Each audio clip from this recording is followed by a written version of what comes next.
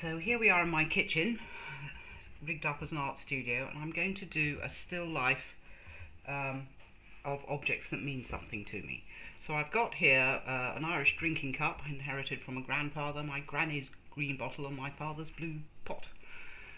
So I'm going to, I've already done a drawing, so this was done in graphite, and what I'm going to do is actually transfer it to my painting surface, which is here. This is, just should show you, and it's very good, very nice. This is lovely stuff from Lawrence's, Frederick's lovely prime canvas. So this is what I use as my default now. It takes up less room in the studio than the stretch canvases. So what I've done with this drawing, and it's always good to do a drawing for tonal values and also getting the composition right. I've gone over on the back with graphite, and I'm just going to press through. I can actually position it in my frame, which is nice, so you can let the objects breathe. And then I'm just going to go over it with a biro, and I'm going to just sketch out my design. I'm just going to press with a biro. It's like doing maps in geography of the setup. And there we go. Up here, around the corner. It's quite useful using a biro because then you know where you've been. So I'm just going to go and pressing out the design. This means the drawing you've done, the time is not wasted. Maybe I'll put those in, who knows. And then I've got my glass bottle up here, which is actually a little bit taller than that. And obviously you can correct, but the main thing is you've got your compositional design all done. And I've spent a lot of time scribbling and drawing through the ellipses and stuff just to get them right. I've got my handles here. Maybe put the light in, and then I've got this thing here, which really was quite tricky to draw. But as I say, it's always good to do a drawing first before you do a painting, because you can solve your problems then, and when it comes to painting, they don't seem so bad. So let's put these in, because they're quite important, and it's going to be a help if they can peek through. Because what I'm going to do now, and I will speed this process up, is actually just go over my design. When you see it, it will be quite faint. With black acrylic. I'm using black acrylic because it dries quickly, and then I can paint oils on top. So let's go here, this one there. See how that goes. So there you are. You've got quite a faint outline of my composition. So here I've got a little round brush. Sorry, you're getting a lot of shadow. A little round brush. Some black acrylics here. I'm just going to water it down a bit, and I'm just going to paint. Oh dear. Quite a chunky black outline, which I tend to like in still lifes actually. So just so I can see the original design.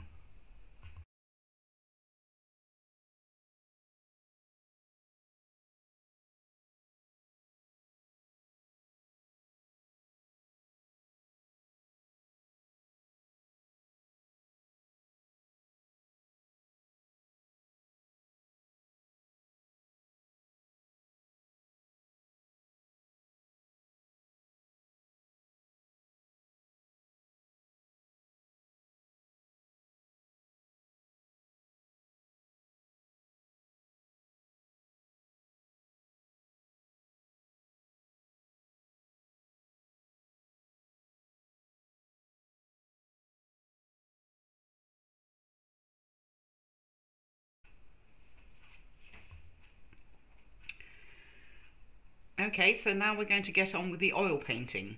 So this is an acrylic outline. I think if I was doing this for myself, I probably would have painted that in oils, but it's just acrylics dry quicker, and you can paint oils over acrylics.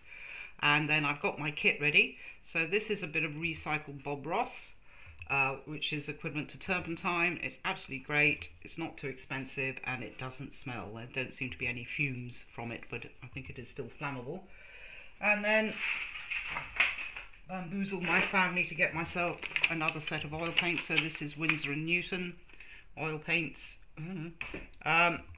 So get a set like that. This is artist quality, so they are a bit more expensive, but they are better. And then the other ingredient I always use is something called Ligwin, which is this Winsor & Newton Ligwin. It's a painting medium, and this is the one I prefer. I've tried all the rest, and this is the best. I should work for Winsor & Newton, really.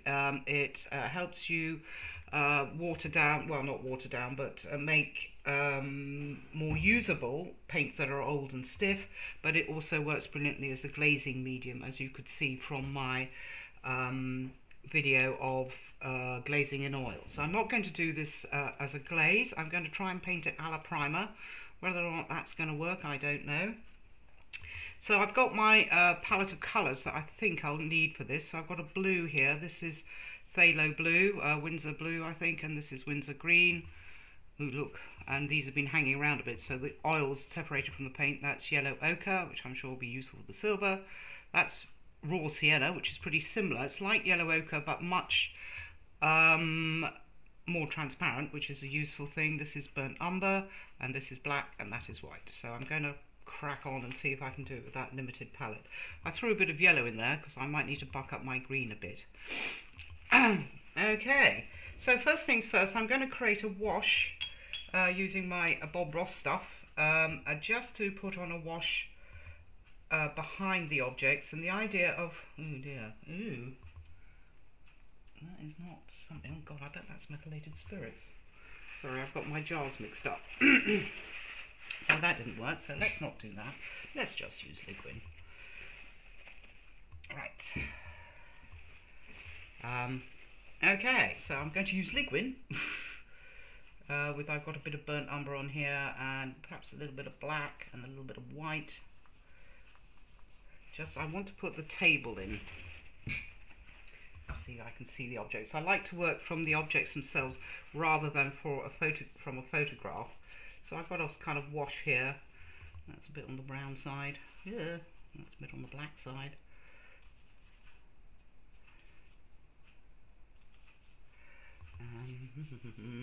So I just want to have some sort of background here. And actually I think I am going to have to go off and get me Bob Ross. It's upstairs in my studio, but I just want to put that in. So there'll be a slight pause here while I go and get my Bob Ross. At that pause, but I went off and got my Bob Ross. Here he is, the man himself.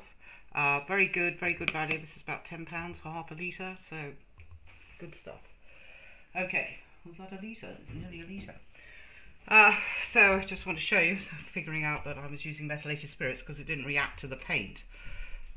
So I'm just making a sort of, well, not a wash, but I suppose something or other, with primarily using the thinners. And the reason why you do that is because it dries quicker. So I do want to have, I can always do another coat on the background, but I want to have a contrast with the white, because the white is very blinding. I'm just going over here quite quickly, and because the turpentine equivalent will dry quicker, it dries in about half an hour. It's the traditional way of underpainting in oil paints, because you can do your sketch more or less with, that's all wrong, using the thinners, because that dries quickly. With an oil paints, they will often stay active for quite a long time. And I'm not worrying about my outlines because it's just a guide, really. So, as I say, I want this not to be bright white. I would like it to be a bit blue, but I'm sure that's not going to work. Oh, I don't know. Whoa, there we go. I'll put a little bit of blue in there because behind that setup there's a window and I can see the blue light coming through. But again, I want it to be not bright white, just so there's something there. And if you notice with artificial light, if you're doing a still life at home, the main thing to think about is getting good lighting on it. So here I've got a little angle poise above it, or have the objects by a window, and just to have good light on your objects, not flat light. You want some directional light. And there we go. And this is quite a quick way of painting, and that will be more or less dry by the time I get to paint my objects. And then I suppose I want something down here. So always a good idea to paint your background first, because then you can paint the objects on top. So I suppose I can look at the shadows.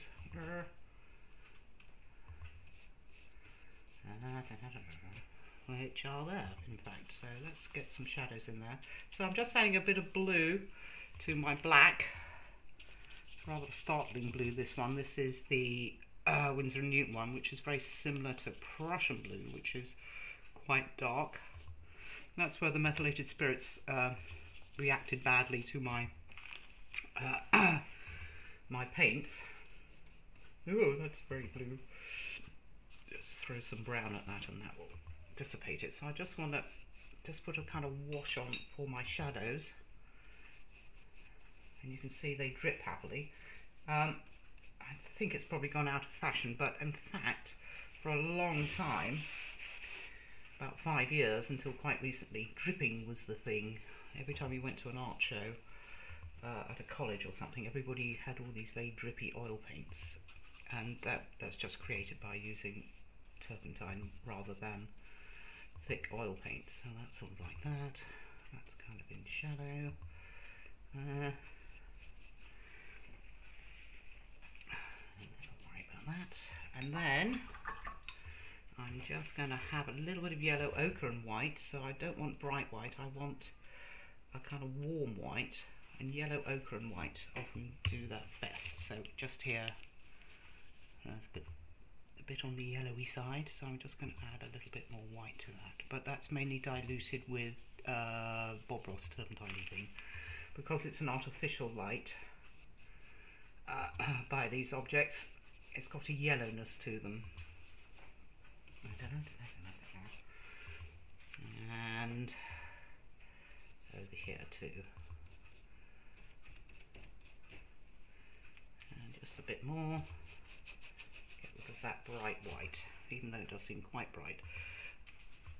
But it really is quite yellow. And maybe a little bit over here.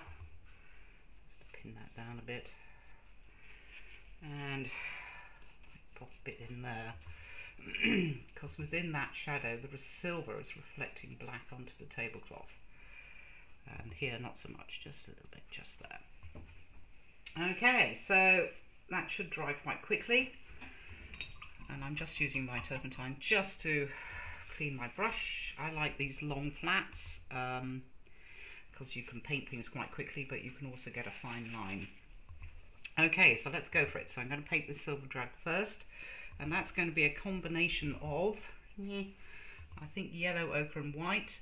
And in this case, I'm going to use Ligwin to just thin this down. This is a little bit stiff, this paint, so just to get it moving better, I'm using Ligwin. I'll pick up some white. Whoa, God, that yellow ochre is a funny colour.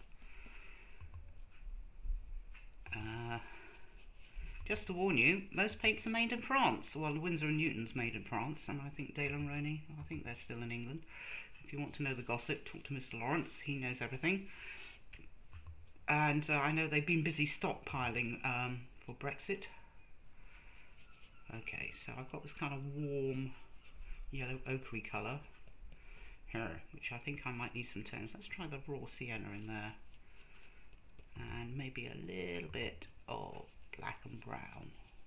So I've got various tones that will probably do for my silver going on there. It's all happily dripping, as you can see. And I'm going to start slapping paint on. And this is slightly thinned down with the Ligwin.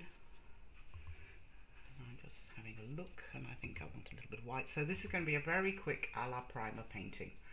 And there's nothing like taking yourself away from the cares of the day, just sitting down and painting a little still life. So I'm putting on kind of a base coat, I think, and then I can add some interest to it in a second. So up here I'm just mixing up some black and brown and there's a kind of, it's where the silver cleaner never reaches. I'm just popping that in there, having a look here. There's actually that big reflection down there. This is the shadow. And more or less, when I'm painting, I just wipe my brush with kitchen towel. I do recommend also baby wipes, but they're more for cleaning up emergencies, as we're not supposed to use baby wipes anymore, but it's very useful if you manage to get, I don't know, phthalo blue in your eyebrow, to use baby wipes. It's less damaging to the skin than turpentine would be. So I'm just going in here, and you can see this is the lovely thing about oil paints. They just move around, and they're just so much nicer than acrylics, but they move around while you're putting them on. So I've got this kind of warm colour here, which this is, I'm using burnt sienna there. I wonder if that's a reflection of me. No, that is something going on there. So I'm just going to pick up some of the slightly different colour, and down here, I'm being quite quick, being responsive to the objects you're trying to paint. So I'm just taking a little bit of burnt umber, put some interest in here, and this silver drinking cup is silver plated, and the plate's starting to wear off again. It's already been plated at least once in its life. And then I've got in here as well. So this is the interior of the silver object, and you can see, even though it's darker, there are some lighter passages in there as the light bounces around inside it. And then I think I need a bit more of that. So over here, so can you see the nice long flat strokes create a nice shape, I think, and I'm trying to go in the direction of the cup. And then I've got a slightly smaller brush here, so I'm going to add a little bit more detail. Yeah, that's a bit stiff. Up here, and again just around the lip here, bring it round. And a good rule of thumb with oils is always paint dark to light. I just want a bit of dark here, and it's quite a good idea to have a brush for light and a brush for dark. That would work. Okay, so try to respond to the objects quite quickly. And then I suppose I ought to tidy up over there. And in fact, this is defined by the lighter background, which I have made darker, and it isn't. And I haven't cleaned this cup for a while. And over here, there's a little light streak there. But within here, there's the reflection of the blue object. And when you're painting silver and glass and even water, you find that all you can do is paint what you see, says she helpfully. I think I need a bit more something going on up here. I thought I wouldn't need to use that red. There's a kind of pinkiness over there. And this is my silver object, and that is blue is a bit too strong, so I'm just adding something else in there. I'm not going to do too much to that because that way madness lies, but I just want to have the idea of that blue object being reflected in that jug. Ooh, it goes all the way up. So it goes up here. And that needs to be darker. So this is a demonstration of why you should paint dark to light, because I've got pure dark colour on my brush, this colour here, and it's mixing in with the white that's already there, so it's hard to get it to be the colour you want, because the white paint is always interfering with things you're trying to do. I might keep that as being a blue brush. I will get another brush, maybe that one, and try and do a little bit more detail within my cup.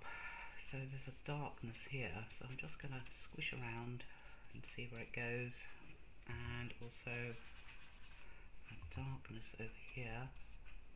Yeah, maybe a bit of blue, you never know. Yeah, a bit of blue, that seems to be working. then over here too. Just getting the idea. So keeping the brush strokes going the way the object's going. Maybe a bit over here. And there's some squiggly bits here. And then I want to start wrestling with the bottom bit of this. So I'm picking up my original silver colour. And actually there's a band here of lightness. In fact, having said put the dark in first, perhaps I should put the dark in first. So I'm just taking some brown and some blue. Just coming along here, and that needs a little bit of liquid to help it flow better.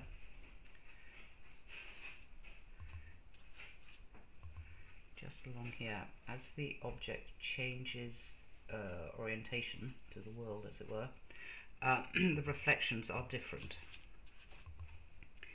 So along here too. Yeah, that's a bit on the blue side. Get some more brown in there. So let's make the darks in first. And while I've got this going on, what I might do is just come up here and catch the edge of that. And then that's got an edge. That has an edge. So I just want to catch the edge of that. And then here, catch the edge of that. And again, it's just not flowing quite right, so I'm just adding a bit of Ligwin to that. And the advantage of Ligwin is it helps your oil paints dry within 24 hours. Pretty much just brown. Throw a bit of blue in there. Okay, I think I need something going on here because it's disappearing into the background. Eek. And that just needs to be there. So back to a medium-sized brush. Maybe I will use this one. Cleaning it off because this blue is very staining. Oh yes, that's really staining. That's not what I want at all. So let's have yellow, ochre and white again. There. Oops, sorry. Camera's there. So I'm just going to go over these with the yellow, ochre and white, the kind of colour of dirty silver.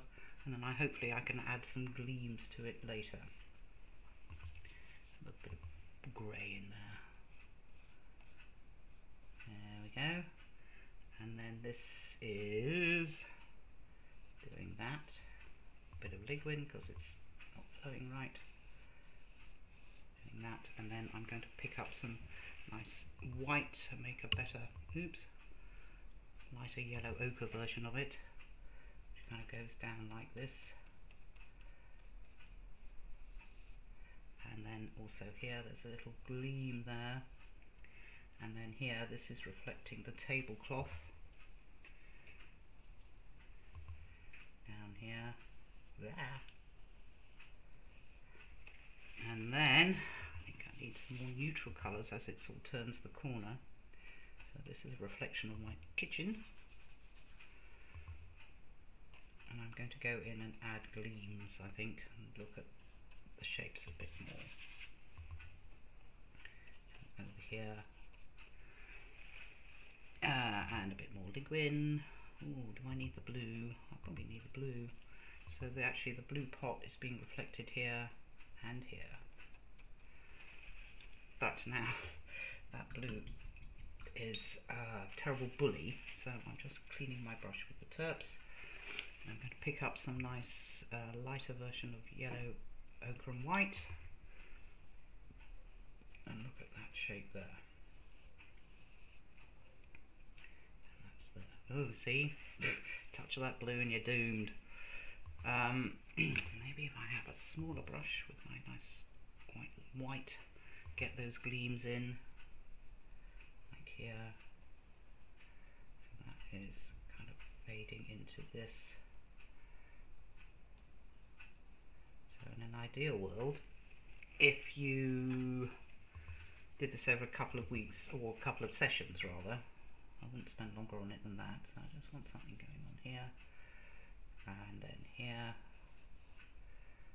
and then just here, look.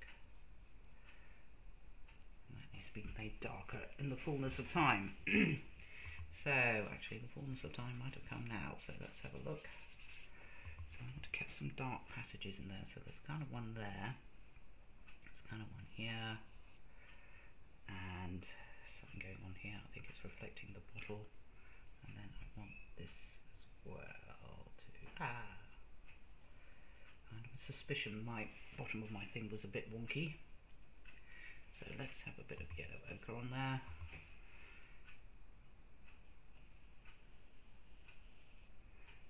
It's still a bit wonky. Let's bring it down a bit.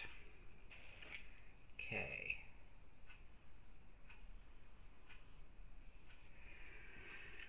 Okay, and a thing that's really annoying me, which I am going to try and rectify now, is when I slap the background on. I didn't really look at the objects, but in fact, up here it's quite white. So I want to lighten that. So I'm going to maybe have to wait for it to dry a bit, but I want to get the idea of the lightness behind describing the jug. I mean the Irish drinking cup. There we are, that's coming out of it a little bit. And here I can kind of fluff the background to make it seem a bit smoother. So I still need some white. Go down here directly. I'm really just picking it up on my brush and plonking it on. There we are, that's coming out of the woods, as it were. But I probably need to just to straighten that up a bit. Oops, I see that blue. Once that blue gets somewhere, it just won't go away.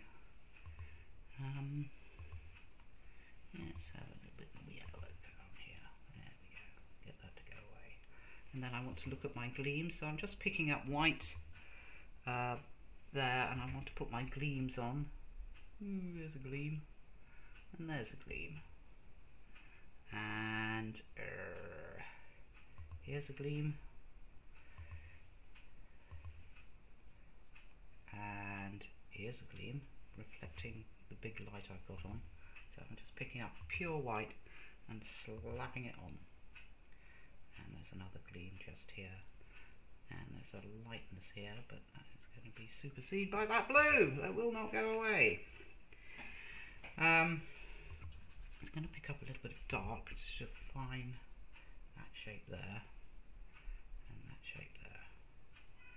And maybe that shape there.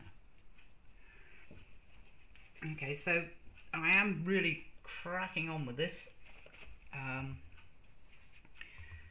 but if you do it yourself, you can take at least a couple of hours. I'm really cracking on with this, so I just want to catch that light there. So I've got pure white on there just to get that roundness. And then here, there's all sorts of weird things happening. So that's going there. Let's get that a little bit more silvery.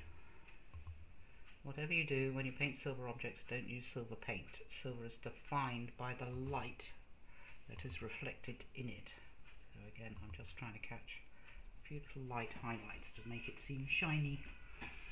And maybe try and tidy that up a bit. And maybe that.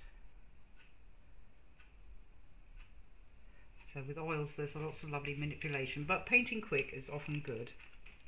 And to have to pace an oil painting as well is a good thing. So you could say, well, that's my first coat, I can come back next time within 24 hours if you use Legwin, and make sure that the paint is dry so that when you put on paint it's not mixing in with the paint on the canvas.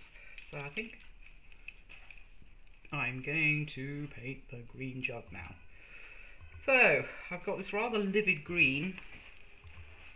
This is Windsor green, or otherwise known as phthalo green, but it's got quite a blue tinge to it. It's not quite the right colour for the glass jug, so I'm just going to mix in some raw sienna, which has had no effect at all, because that's rather transparent. So I'm going to use yellow ochre. Well, there we go. So a good rule of thumb when you're faced with these rather peculiar greens that appear in with paints, they often give you this one because it's a good mixing green. So put it on there. Oh, that's very dark, isn't it? So let's add a little bit. Oh, I think it needs more green. So I'm just looking. I'm trying to make this bottle green. I can pick up a bit of white. Yeah, that's better. So within here, again using a nice big brush, I'm just going to go on and give it a base coat. I'm just going to put a bit of liquid in it, so just so the paint flows a little bit better. And it comes down the centre. Whoa, that's a big brush. It comes around the edges, where I'm going to add some darker passages to it. But this is the base colour, I think. And that is a very big brush, so I'm just going to switch to a slightly smaller brush, make sure it's clean, and pick up that paint. About the right colour. Ooh, no, it's not. Add a bit more yellow ochre to it, I think. There we go. And around here too. So this is kind of the base coat I'm going to work into.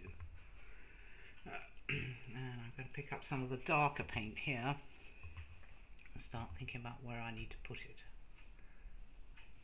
So can you see, so it's mixing in with the paint already on there, and even though it might be a bit of an odd colour, I'm just going to add a bit of burnt umber to it to make it slightly less bluey green, and just come around here. So the darkest point of glass is when it's turning a corner. And I'm using too small a brush. Let's go back to this one to just get those paints to merge together, those colours to merge together. And over here,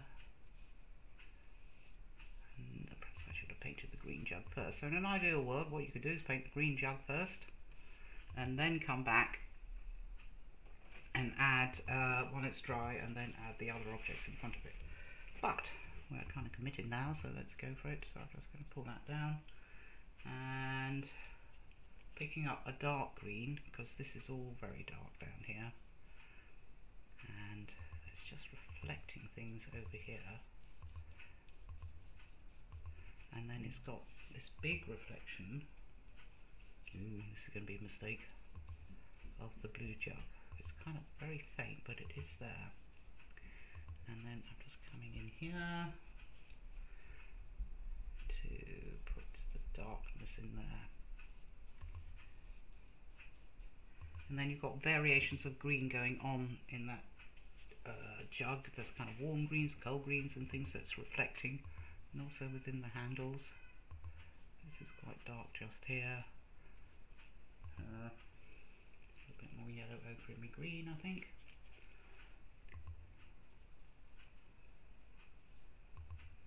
And over here, and over there, and over here. Right, so now I need to lighten it because I can see light through that. So I've just thrown some white at my colour here, and I'm going to start really looking at what's going on here. Over here, something going over. Oh, that's reflecting the tablecloth, so that's lighter. That's lighter too. And then it's reflecting something or other. And then over here, that's very light. I think it's getting light from above, and it's also transparent. So let's add a bit of yellow ochre to that. Get that nice green over there with a bit of white.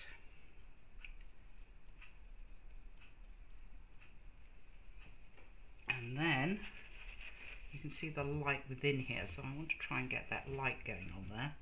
I might actually want to, I've got my big old brush here. Oops. A lighter colour going on there, and it needs to be a warmer colour, so let's put some yellow ochre in it. Ooh, possibly some actual yellow. It's all right stiff, so I'm adding some liquid, and I just want to have, ooh, I think that's having an impact, so I need to make it lighter again. put some light within the bottle. And up here too. And then I just want to add the lights within there. And a few darks. I definitely need some more darks. I'm picking up the pure green, even though it's probably too much of a bluey green. But I want some areas here, and this is very dark. So let's pick up that pure green and just pop it on. Ooh, that's a bit thick. And then it's doing something here, and it's got this edge just here. And then over here as well, I suppose it's where the handle's been glued to the bottle. There's an extra thickness of glass just there.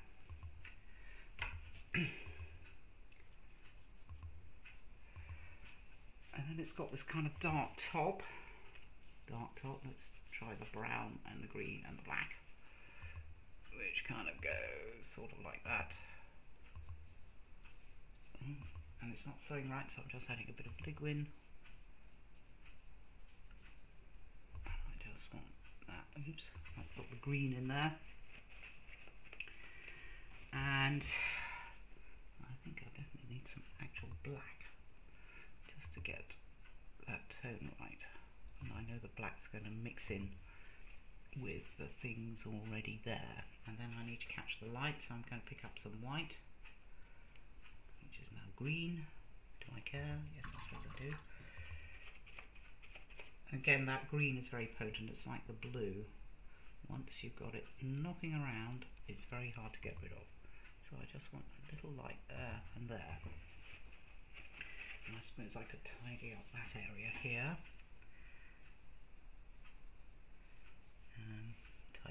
Tidy. In fact, this is not quite the same as my drawing, but never mind. And then I want some real dark areas within that. There's something weird going on there. It's kind of, I think this is reflecting the silver cup. And I'm just going to smooth it out with a bit of this. And maybe do a bit of fluffing, you never know, but on the other hand, at its moments, let's have a little bit more white knocking around within that colour. And I'm just going to put that on there.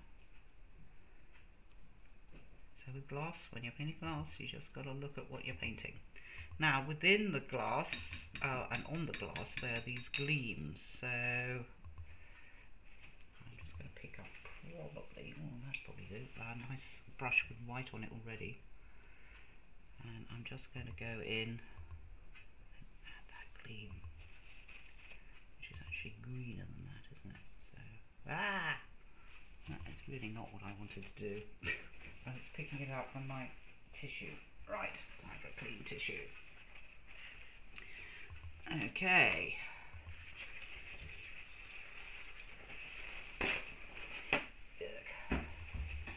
Don't like that at all. Ooh, tell you what I can do. Eek. You could use a palette knife to scrape it off.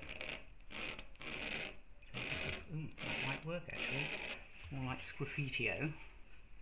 There's a little gleam over here, and because I've used a white base, I can go back and scratch back to the white canvas. So in fact, I'm just picking up a good splodge of white to be that shiny bit there, and then there's a little light just here. That's reflecting my light, but you can see that this is why you need to have good thick white. And when you're painting white things, titanium white is the way to go, because that is the whitest of the whites. Zinc white is more of the mixing white. But they're kind of interchangeable now, because I think most times they give you titanium.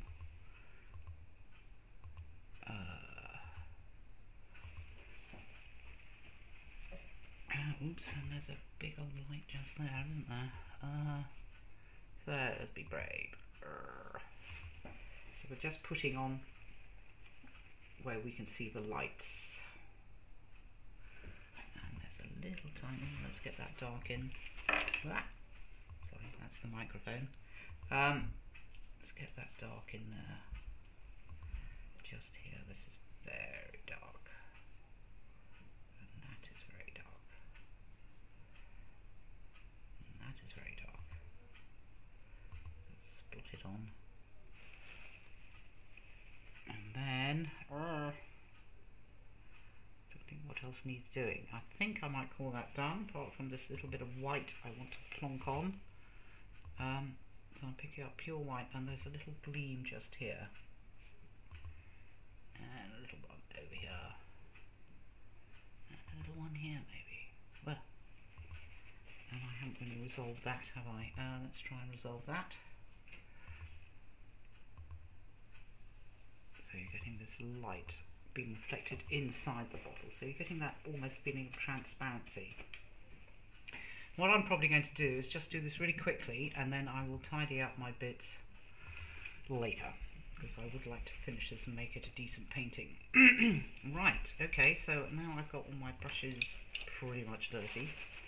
I'm going to go on and try and do this mad piece of pottery. So I'm using the blue. I've got this very strong blue. This is Winsor blue. I'm just going to pick up some dirty white and mix that in and see what happens. It's not quite it. That's a very bright blue. So if I mix some brown in there, that will probably get closer to the base colour I want. Oops. I don't know if you can see the colours. Right. Yeah, that's probably it, more or less. Yeah, it's a bit bluer than that, but they've only given me this blue. So I'll probably use that and not worry about it being too accurate.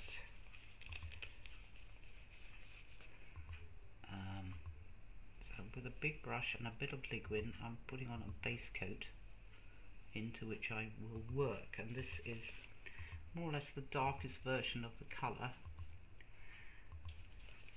No, I'm finding I'm running out, so I'm just putting a bit of burnt umber into my blue, and you can see it's kind of neutralised it, which has worked quite well, and I'm going to need a bit of Ligwin just to get it to flow better. Maybe it needs to be a bit bluer. Oh, there we go. So I'm getting a kind of lighter version of it there.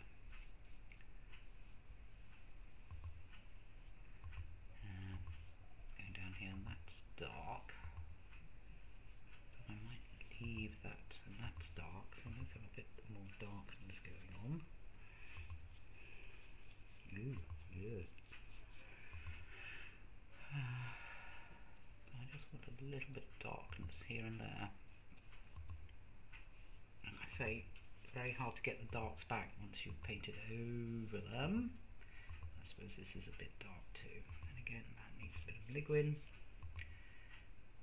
just to make it flow better.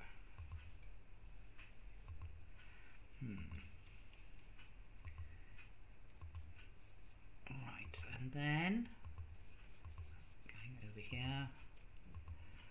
I'm just going to add a bit of white to that to make it bluer. Over here, that's better. There we go, and I think those little dots are going to go. They're not showing through.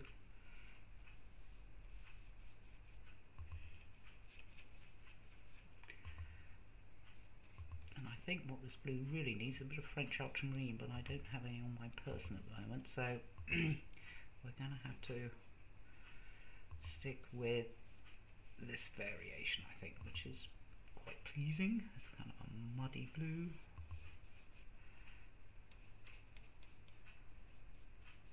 And who's to know, apart from you lot who could see it. So I think I need a bit more dark going on in there. And a bit of more blue.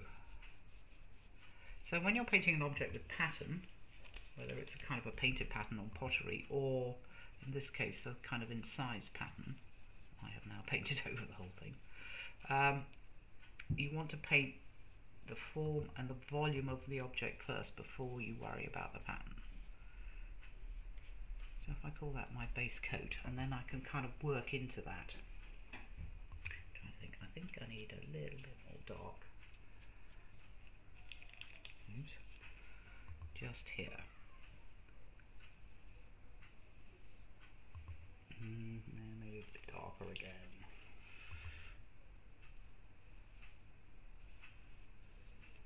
And ooh, look, it's got a little clay bottom. So now I've got my kind of base coat on there. What I can do is actually now start looking at how the light is falling on that object. So I'm just going to wipe my brush and hope to God this blue doesn't supersede everything, which I'm pretty sure it will. So there's something going on here. That brush is a bit big, so I'm just going to use a slightly smaller long flat and just have a bit of blue, a bit of white rather, and I can actually almost manipulate how the light is falling on this object. And then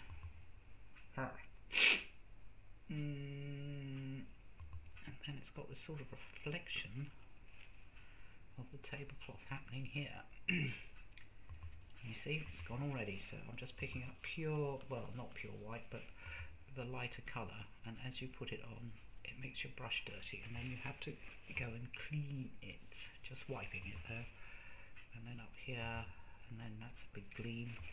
So in fact, just there, I need a darker colour just here. And then all sorts of weird things happening here. And then I'm going to pick up some white with my bigger brush, and I'm looking at where it's shining here. Just putting that on there, and over here, and actually it's all down here, so I'm just going to pick up some more white, relying with the blue on my brush. Means it's not so bright, so it's down here, and that's reflecting the tablecloth. Don't you see, nothing happened there, so I need to pick up some more white. Oh, they're homeschooling next door, all things. Right. And then there's a lighter area just there.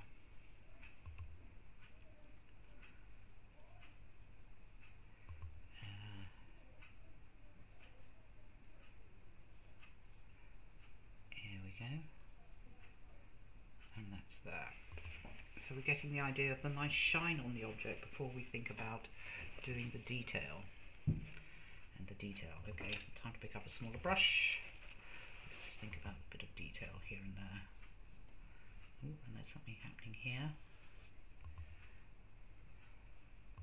And here. Ooh, and a big gleam. Ooh, but there's no white left on that. And then there's something happening here. In fact, so I've just got white on my brush, picking up what's happening. I'm really trying to look. There's a light area just here as it changes direction with a gleam there. This is why I like long flats. So sometimes you can get a really nice straight line by having it sort of horizontal to your painting surface, but you can also get nice structural strokes. Okay, so let's have a bit of dark in there. Don't worry about the gleam later. And dark in there. And then, ooh, that's really dark over here. So I'm now looking at the nuances of the reflections that's going on with those objects. And then over here, so that is really quite light. Because this, just here, it's reflecting bits of the tablecloth as it's changing direction. So I'm just putting that lightness in there and then looking at that, so you can see I'm doing little structural strokes. Even though I want more or less in a straight line, you can do strokes like that. So that's nice and shiny.